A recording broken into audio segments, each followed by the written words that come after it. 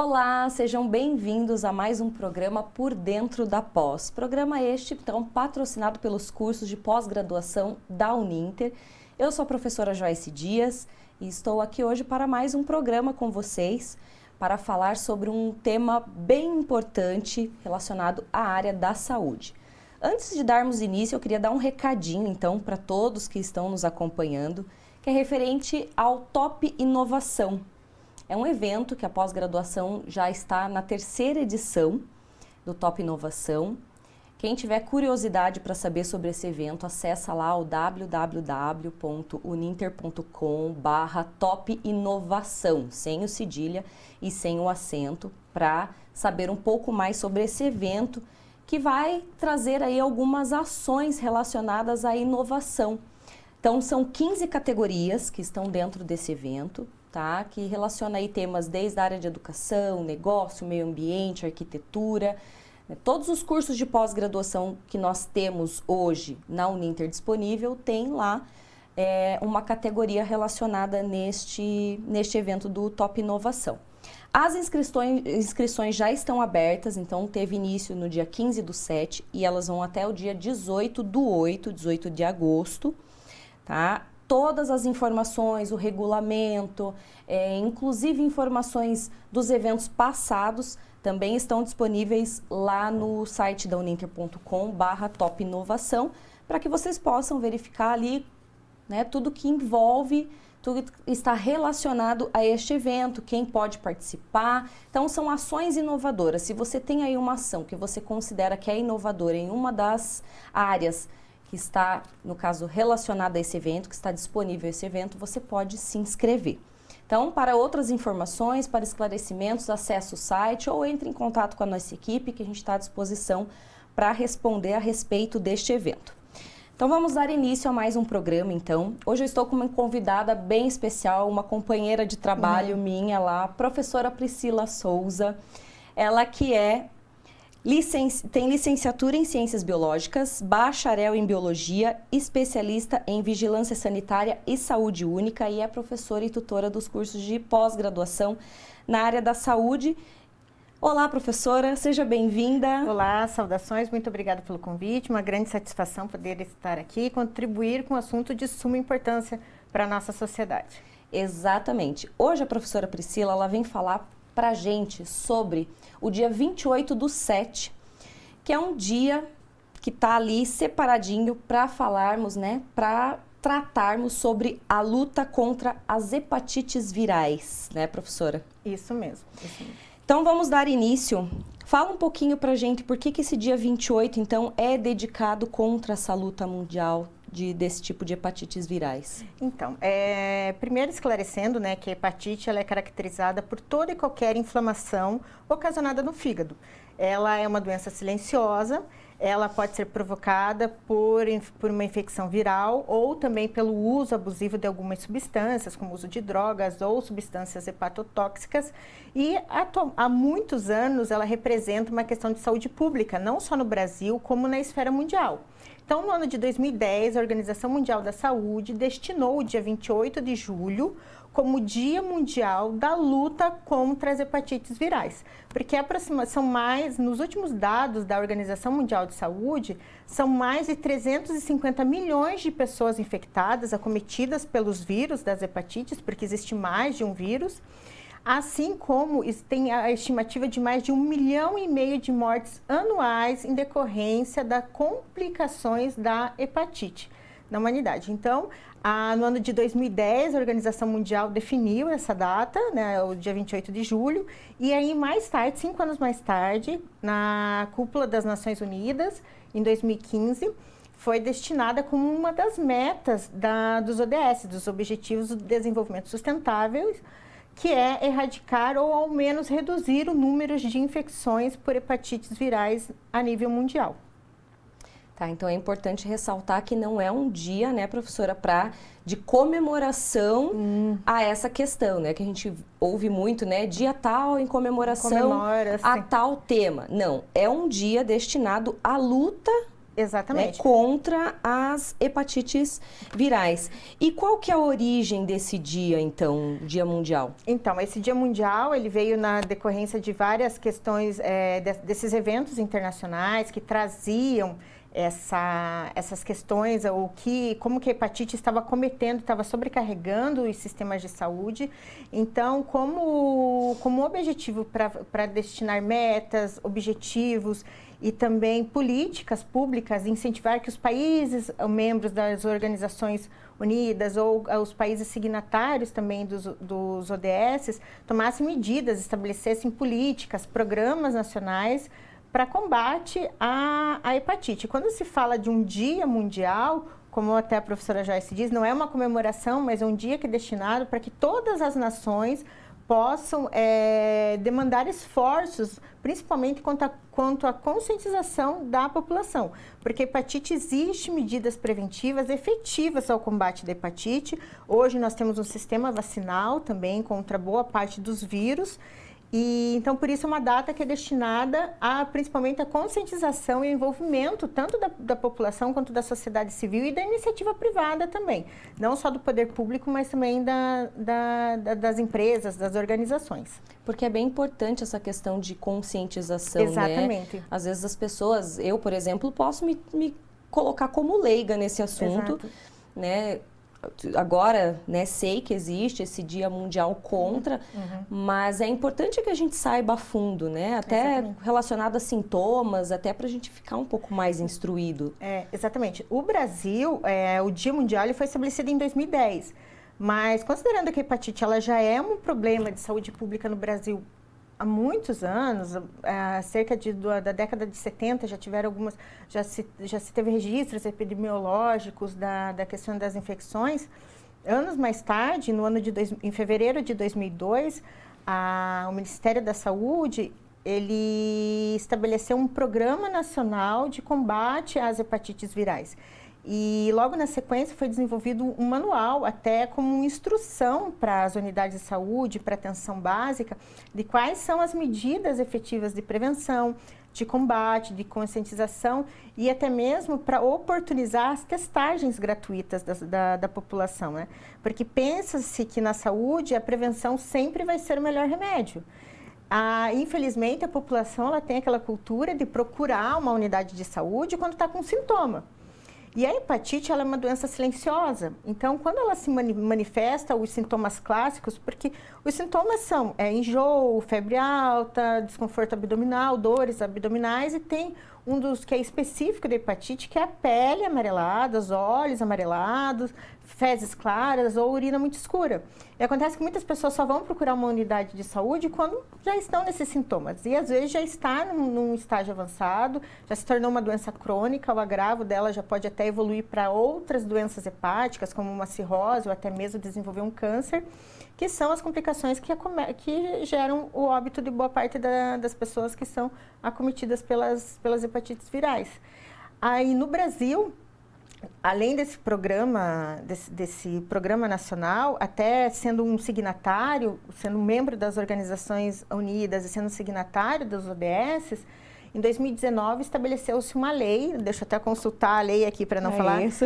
A Lei 13.802 estabeleceu um mês amarelo no Brasil. Então no Brasil não existe só um dia de conscientização, existe todo um mês que envolve o poder público, as unidades de saúde, a organização, a sociedade civil organizada, para desenvolver várias atividades, promover várias atividades de conscientização da população.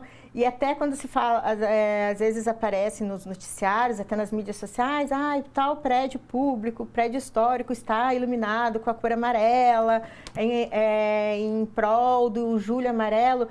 É algo que também está previsto na legislação, que é uma forma de mídia, uma forma de despertar o interesse das pessoas pela cor, o porquê daquela cor e o que significa essa cor nesse mês.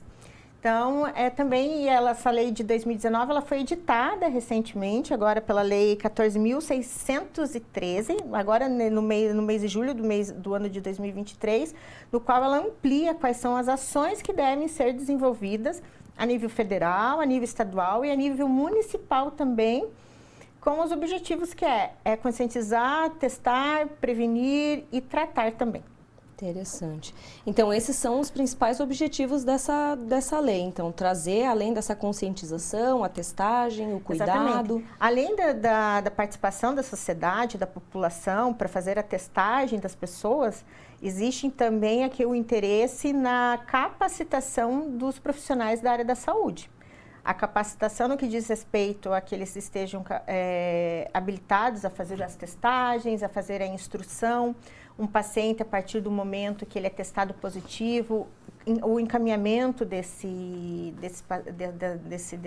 paciente, quais são as medicações, como que vai ser a vida dele, porque tem algumas hepatites virais que têm cura, outras acaba se tornando crônica. O paciente vai ter que conviver com essa hepatite pro resto da vida, mas hoje existem tratamentos, existem métodos que asseguram a qualidade de vida da pessoa desde que seguida, então tem também a capacitação dessa equipe. E a equipe de saúde, ela também está muito exposta aos vírus da hepatite, porque nós temos o vírus da hepatite A, que ela é transmitido pela ingestão de água contaminada, de alimentos contaminados, mal cozidos, ou até pela falta de higiene pessoal.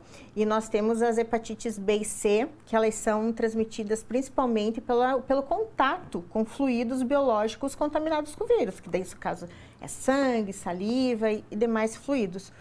Então, a equipe dos profissionais da saúde, eles estão muito suscetíveis. Né? E não é só que a gente fala da saúde, a gente pensa, é o médico, é o enfermeiro, né? Mas vai desde a recepção ali de um posto, de um pronto atendimento, até os profissionais. Exato. Mesmo, não, né? E nós como mulheres, né? Sim. Eu pelo menos estou sempre procurando fazer as unhas, né? Os profissionais também que são muito acometidos pelas hepatites são os profissionais da área da beleza, principalmente manicure e pedicure. Porque às vezes não se tem aquela preocupação em se esterilizar um alicate, uma espátula de unha, e aí acomete tanto o profissional que está ali trabalhando, quanto a pessoa que tem de fazer. Então, esse mês também serve para passar essas simples informações do dia a dia, algumas simples práticas de higiene, pessoal, como lavar a mão. Na pandemia, nós tivemos muito essa cultura, né? Do lavar a mão, passar álcool, não compartilha objetos. Mas eu acho que uma coisa que é muito importante dizer é que questões de higiene pessoal não se estende só ao Covid, não se estende só à hepatite. Então, é uma infinidade de enfermidades, de doenças que podem vir a acometer a população, doenças, inclusive, que são problemas da saúde pública, que incham o sistema, né, de saúde pública, que é algo que a gente pode fazer no dia a dia. Né? E o interessante é que foi depois desse boom do Covid que nós tomamos consciência do quão importante é lavar a mão, passar um álcool, né? Então, de repente, que esse maio amarelo, esse julho amarelo seja aí, né, importante também para conscientizar que algumas pequenas ações que a gente tem ali cuidado, que nós tenhamos cuidado, já melhora a qualidade de vida como um todo também, né? E assim, essas noções básicas de higiene, pelo menos, né, tomando como experiência pessoal, desde criança, a minha mãe, ela já vinha com aquela história, lava bem a fruta, não come coisa mal cozida, até quando eu comecei para a escola, né, não come coisa crua, não compartilha com os coleguinhas do talher, não compartilha copo. Mas é que se nós seguíssemos, se a população seguisse à risca, às vezes, algumas instruções básicas, muitas das doenças elas não se representariam um problema para a saúde pública como representam. É claro que nós não podemos esquecer das pessoas que estão em situação de vulnerabilidade. A hepatite A, por exemplo, o combate dela ela envolve também questões de saneamento básico. Sim. Saneamento básico, a gente sabe que existe um problema muito maior de infraestrutura, de investimento. Nós temos uma política no Brasil de saneamento básico recente, em que obriga estados e municípios a adoção de algumas medidas, algumas infraestrutura, algumas assistências à comunidade, mas pensando-se em questões de hepatite, as comunidades expostas a vulnerabilidades, elas estão muito mais suscetíveis às hepatites. Então, inclusive, alguns municípios, quando se fala no Dia Mundial de Luta contra as Hepatites, ou fala-se de um Julho Amarelo, atribui-se aos municípios a definição de algumas ações, de algumas mobilizações, porque cabe ao município também fazer com que isso atinja efetivamente sua população. Porque o município de Curitiba, a realidade sanitária é muito diferente da realidade sanitária de um município ribeirinho. Então, digamos, nos grandes centros, quando se fala do Julho Amarelo, boa parte dessas mobilizações, elas estão voltadas a fazer quiosques de testagem rápida, que às vezes você está passando por uma praça Osório, aqui em Curitiba, que é muito famosa, e fica próximo, né, do ambiente de trabalho, ou terminais, de ter as barraquinhas, aí, porque é mobilizada toda uma equipe da saúde habilitada para ir lá fazer a testagem. Na hora já sai o resultado, a pessoa, se testar positivo, o profissional já vai direcionar aquela pessoa que testou positivo. Mas isso é uma realidade de Curitiba. E quando nós falamos de outras cidades, nós temos ainda muitos municípios que eles não têm coleta de lixo. E aí, quando se fala de hepatite A, por exemplo, a não coleta de lixo, a não separação, não tratamento da água, do esgoto, representa uma exposição, uma vulnerabilidade, uma exponencialidade à contaminação pelos vírus da hepatite. Então, o problema também é que muitos desses municípios que estão em situação de vulnerabilidade não têm condições de infraestrutura para fazer ações, né? Para chegar nessas... Ou medidas de infraestrutura, de saneamento básico, até de saúde, de medidas educativas para a população, para que se tornem efetivas no combate às hepatites. Né? São medidas ali iniciais que combatem muitas outras coisas, né? Então, é até importante que a professora Priscila comentou, é uma realidade de Curitiba, mas de repente é uma realidade também aí de onde você está nos assistindo. Então, quando você estiver passando pelo centro da cidade, né, professor, e vê aquele pessoal ali naqueles standzinhos, naqueles toldos, nos profissionais de saúde, geralmente vestidos ali de branco, provavelmente vão ter ali panfletos, folders informando, com informativo a respeito da ação que eles estão fazendo naquele momento.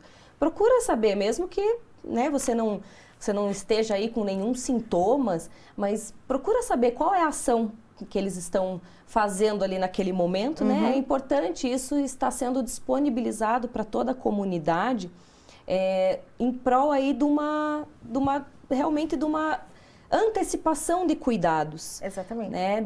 De repente você não sabe que tem, né? Deus me livre, ainda tem alguma coisa, ainda não sabe, pega no início, consegue tratar. Isso a gente não está falando só de hepatite, não. Tem muitas outras ações, outras doenças, né? Que o Sistema Único de Saúde disponibiliza muitas vezes para a comunidade. Então, seja curioso, vai pesquisar, vai ver o que eles estão falando, sobre o que é. Se tiver informativo, panfleto, pega, leia, né? Fique atento. É dessa forma que a gente vai se instruindo, que a gente vai conhecendo, vai criando conhecimento para o nosso próprio cuidado. A gente vai para um breve intervalo e daqui a pouquinho a gente volta com a professora Priscila para falar um pouquinho mais sobre o dia 28/7 aí contra no caso, a favor da luta contra a hepatite. Voltamos já já.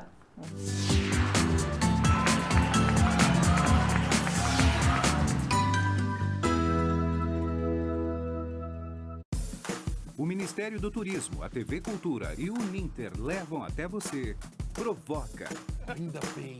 Metrópolis. Linhas Cruzadas. Estação Livre. Matéria de capa. Senhor Brasil. Repórter Eco. Opinião. Planeta Terra. E Quintal da Cultura. É muito legal. Aqui tem dramaturgia, sustentabilidade, documentários, música, inclusão, diversidade. Já que tá tudo aqui. Aqui tem cultura.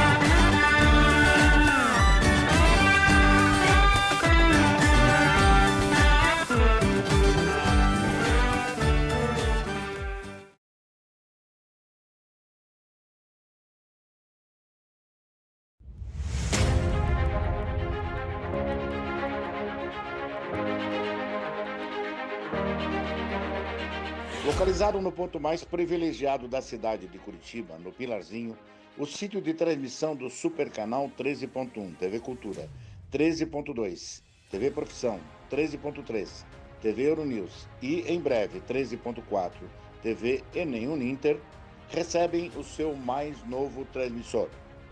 Homologado pela Anatel com 10 vezes mais potência, vai atender a mais de 3,5 milhões de telespectadores em Curitiba e na região metropolitana, nas cidades de São José dos Pinhais, Piraquara, Colombo, Almirante Tamandaré, Bocaiúva do Sul, Campina Grande do Sul, 4 Barras, Araucária, Campo Magro, Campo Largo, Contenda, Lapa, Balsa Nova e Itapé do Sul.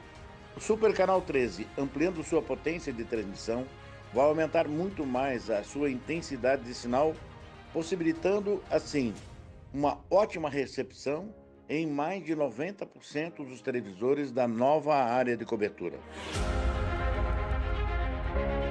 Parabéns, Super Canal 13. No Super Canal 13, sua imagem pega bem.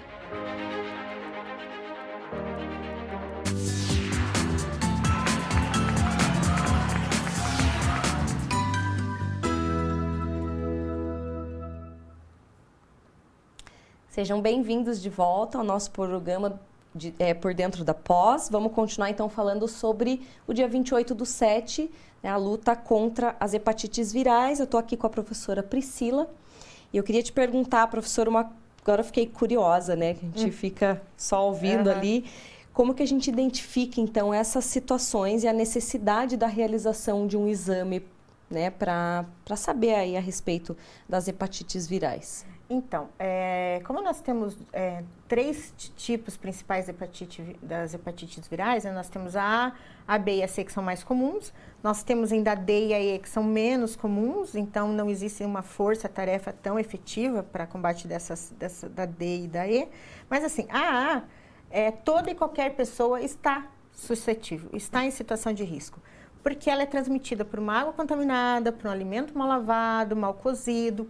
E quem às vezes não tem que pegar rapidinho uma água da torneira, quem não tem, às vezes na correria, tem que comer na rua, a gente não tem noção de quais são as medidas, existe toda uma legislação, da vigilância sanitária super atuante sobre segurança alimentar, técnicas de manejo de alimentação, mas quando nós comemos fora, nós não sabemos como que o preparador manipulou aquele alimento, né? Até mesmo a nossa água encanada, tem muitos municípios que não dispõem de um sistema de tratamento de água, né?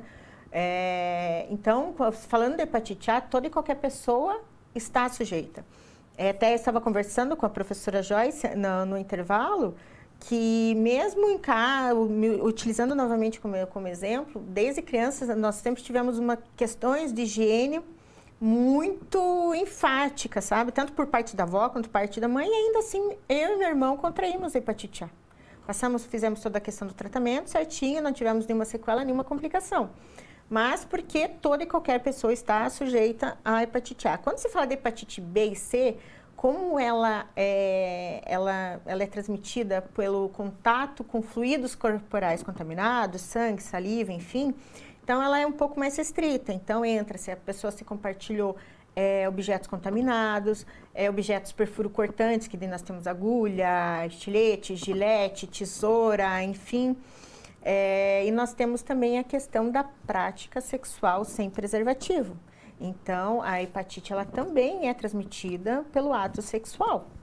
Então, se a pessoa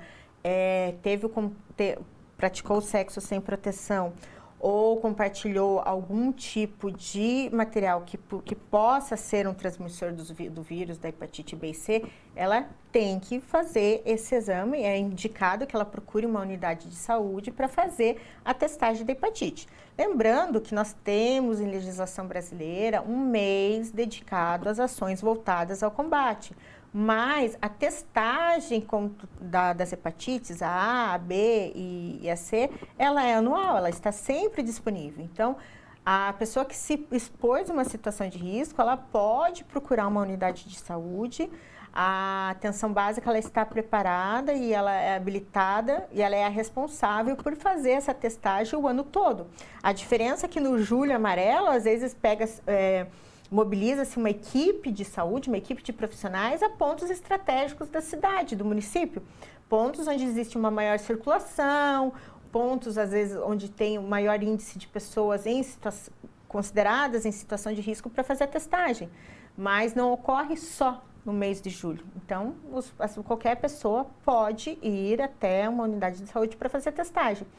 Existe também um aconselhamento do Ministério da Saúde que pessoas acima dos 45 anos façam também com uma determinada frequência a testagem da hepatite, assim como também gestantes.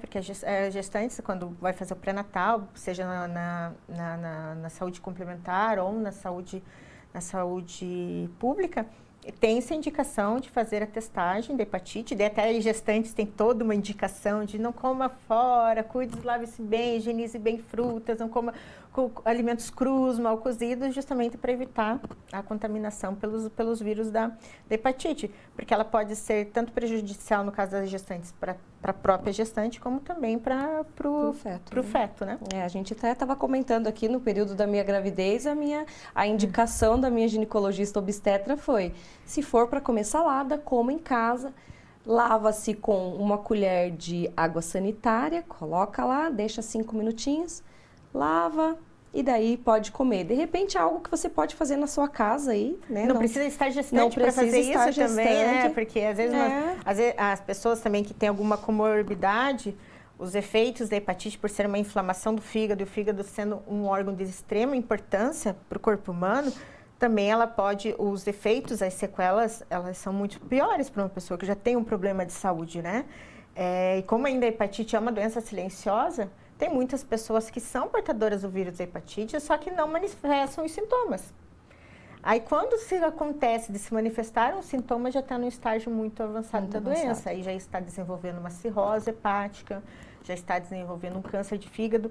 E, infelizmente, ainda a população acha que cirrose é ocasionada única e exclusivamente pelo excesso, pelo abuso do uso de bebida alcoólica, mas não é. As hepatites também, elas são grandes responsáveis pelo desenvolvimento de cirroses, aquelas hepatites não tratadas.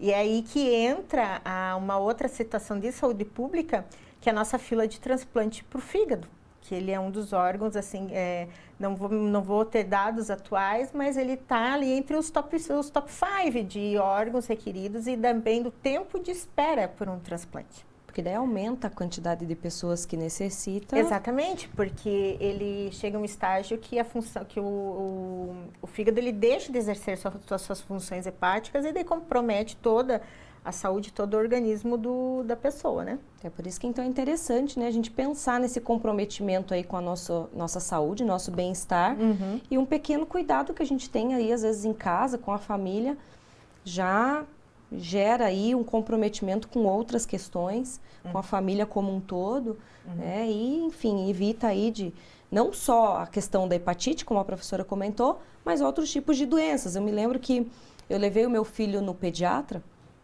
na época que ainda estávamos com as restrições da Covid-19 e tudo mais, e ele trabalha num hospital público, e ele comentou que devido ao uso do álcool em gel e da lavagem das mãos mais frequentes, né, por conta das instruções da Covid, o número de gripes comuns caíram drasticamente.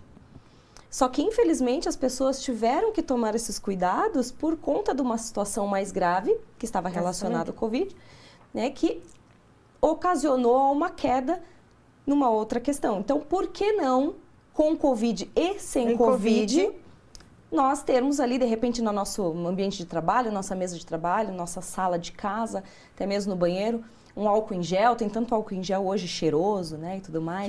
Que inclusive tem uns que não estragam nem mais o esmalte, né, para que possamos dar sequência nesse cuidado de higienização das mãos, né, do nosso ambiente ali de trabalho, que vai gerar, né, esses cuidados vão gerar aí. E pensando que a hepatite, ela não... uma vez que ela foi atribuída um dia mundial, quer dizer que existem várias nações que ainda vivem com o problema da hepatite. Inclusive, no ano de 2022, numa das reuniões das Nações Unidas, a hepatite foi objeto de discussão novamente.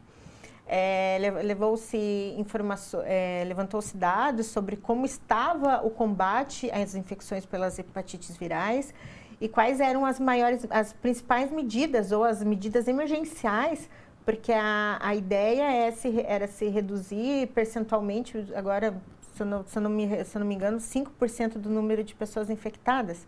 Só que, em contrapartida, levou-se à tona que tem muitos países, principalmente os países em desenvolvimento, que eles precisam de um arcabouço maior no que diz respeito ao sistema de saúde. E que, inclusive, em alguns países, não é o caso do Brasil, mas tem alguns países em desenvolvimento que os sistemas de saúde, eles também são promotores, os próprios profissionais, eles são parte dos responsáveis pelas transmissões dos vírus da hepatite. Então, nessa reunião de 2022, discutiu-se muito quais são as medidas necessárias para fins de uma padronização até mundial de quais são as adoções, as práticas que devem ser adotadas pelos sistemas de saúde para evitar que os próprios profissionais venham a contaminar pessoas que procurem pelo serviço de saúde. E aí, quando se fala de hospital, daí se pensa principalmente nas nações, nas nações desenvolvidas ou até na iniciativa privada, em investir na melhoria da qualidade de vida e na melhoria da qualidade da prestação de serviços e pensando também na saúde dos profissionais que atuam na área. Que estão ali totalmente na linha de frente, né, para proteger as pessoas, para cuidar das pessoas. Realmente, não é só uma questão dos profissionais de saúde conscientizar as pessoas da sociedade. Antes dessa conscientização da sociedade, os profissionais de saúde também passaram por uma conscientização. E isso é muito importante, né? E expõe realmente eles a um risco muito grande, né? Se parar para pensar, é eles que estão totalmente ali num convívio diário com várias pessoas. Isso é muitas vezes definido pelo próprio município, até mesmo pela organização, pela instituição, que profissionais da saúde têm que frequentemente, eu não sei dizer qual que é a periodicidade, né? Mas frequentemente ser submetidos à testagem da hepatite, até...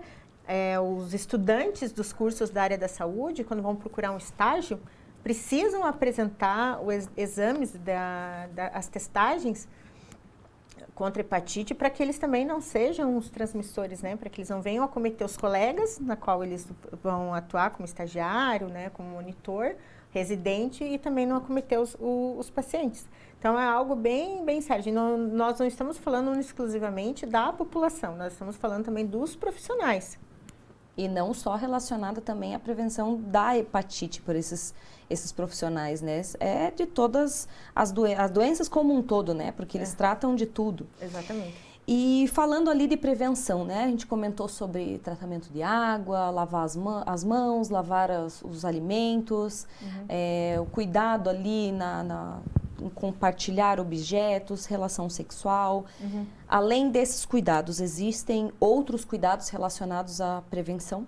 Existe um que é muito importante, que inclusive o Brasil é um dos países que tem um maior programa de imunização nacional. Existe vacina para hepatite A e para hepatite B.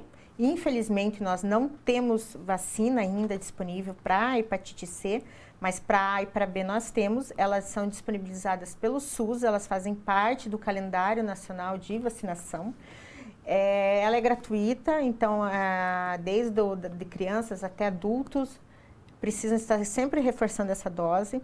A vacina, em várias situações, aí, ela se torna, no caso da hepatite, ela é uma das medidas preventivas de maior efetividade. Por isso, inclusive, que até os profissionais da saúde estão sempre ali com o sistema vacinal em dia, cumprindo o calendário. Então, algo que é muito importante é a vacinação. Dados do Ministério da Saúde relataram que a vacinação para hepatite por crianças reduziu-se no último ano em 3%, sendo que a ideia era que se aumentasse em 5%. Então, porque a meta do Brasil é que pelo menos 95% das crianças estejam com o calendário vacinal contra as hepatites virais, estejam em dia, né? E, infelizmente, está tendo uma tendência à redução dessa vacinação. Então, não precisa você, pelo menos aqui falando de Curitiba, mas não precisa você ter tua carteirinha de vacinação atualizada. Basta você ir procurar uma unidade de saúde que esteja incluída no Programa Nacional de Imunização e dizer, olha, eu vim me vacinar contra hepatite. Nesse momento você vai passar por toda uma triagem, é possível que no mesmo dia você receba, inclusive, vacinas para outras doenças, né? Já aconteceu de eu ir num posto de saúde e tomar 4 vacinas de uma vez só, mas o importante eu acho que a prevenção sempre é o melhor remédio. Se nós temos uma doença aí que está disponível, ela é comprovadamente efetiva no combate, na prevenção, então por que não? Eu vejo que além de todos esses cuidados da higienização pessoal, do uso de preservativos, acho que a vacinação também é o principal meio para a prevenção da proliferação e contaminação das hepatites virais. E essa vacinação, ela tem um prazo? Porque tem vacinas que duram ali um prazo de 10 anos e você tem que se vacinar novamente. Eu não me recordo exatamente qual que é o prazo para vacinação, mas em tempos é bom procurar um posto de saúde, uma unidade de saúde. Como eu disse, se você tem sua carteira vacinal atualizada, você leva que o profissional que vai te atender, ele é capacitado, habilitado para verificar a questão da periodicidade, da validade. Tem muita gente que fala, a validade periodicidade, da vacina. Por quanto tempo vale? Por quanto tempo vale, né? A clássica é a antitetânica, né? Que é 10 anos e tá ok. Tá ok. Mas, na dúvida, leva a tua carteirinha, porque às vezes nós estamos falando de hepatite hoje, mas tem várias outras doenças que o Sistema Único de Saúde disponibiliza a vacinação. Tem muitas doenças, inclusive, que já foram erradicadas do país. Só que, infelizmente, a redução do índice de vacinação submete a população ao risco novamente. Porque uma vez que a população está imunizada, não tem como o vírus infectar novas pessoas. Mas a partir do momento que o número de pessoas não imunizadas cresça, a probabilidade desse vírus se proliferar. A exposição está maior, né? A exposição está maior. Se você está ali com a sua vacinação que não está em dia, na dúvida, faça como a professora Priscila comentou. Vai até um posto de saúde e diga, olha, eu não tenho, né, a minha carteirinha de vacinação, mas eu quero estar com o meu esquema vacinal em dia, independente se é hepatite ou se é qualquer outra doença. Independente se você tem 20 anos, se você tem 30 anos, 40, se você tem 60 anos. É muito sempre importante, porque é uma questão, vejo que, de responsabilidade social também.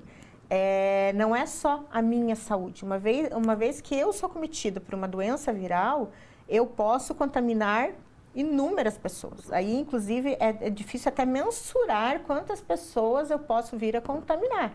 Às vezes a gente pensa, só com os familiares da nossa convivência de casa. Mas, às vezes, nós podemos estar com o vírus da hepatite, não saber, espirrar numa superfície e, infelizmente, transmitir essa doença para sabe Deus quantas pessoas, né? Exatamente. Então, mais uma dica importante, né? Isso daí é utilidade pública para todas as pessoas. O quão importante é, né? Não só a vacina contra a hepatite viral, mas qualquer outra doença.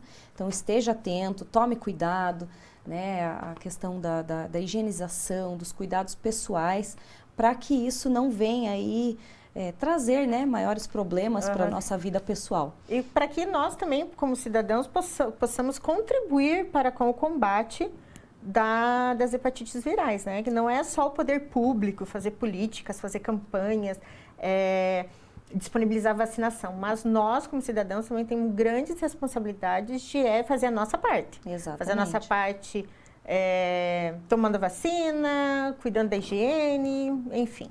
Isso mesmo, cabe a nós compartilhar, cuidar e contribuir para que, né, pelo menos os efeitos, né, ruins sejam minimizados. Estamos chegando ao fim de mais um programa do Por Dentro da Prosa. Eu queria agradecer a professora Priscila por estar aqui hoje com a gente, trazendo essas informações tão importantes sobre a luta contra a hepatite viral. né? Espero que vocês tenham aproveitado o programa. Professora, muito obrigada. Eu que agradeço pela oportunidade, pela oportunidade, pelo convite. Estou sempre à disposição. E é isso aí. E eu convido vocês para dar aquela olhadinha, né, nos cursos de pós-graduação. A professora Priscila é uma das nossas professoras do curso da área de saúde, está contribuindo aí com materiais riquíssimos a respeito da área da saúde. Então, se você já tem uma graduação, independente se é na área da saúde, se é em qualquer outra área, dê uma olhadinha lá no site da uninter.com/pós-graduação e veja lá, são mais de 400 cursos em diversas áreas, mais de 40 áreas disponíveis. Tenho certeza que uma das áreas, um dos cursos vai estar aí ok com a tua profissão, com a tua formação continuada. Lembrando também sobre o que eu falei no início do programa, sobre o Top Inovação da Uninter, dá uma olhadinha também no site, confere o regulamento, as inscrições já estão abertas, vai até o dia 18 de agosto. Participa se você tem aí uma ação inovadora relacionada aos 15 eixos disponíveis lá nesse Top Inovação, é o terceiro Top Inovação. Eu agradeço a companhia de vocês e até a próxima!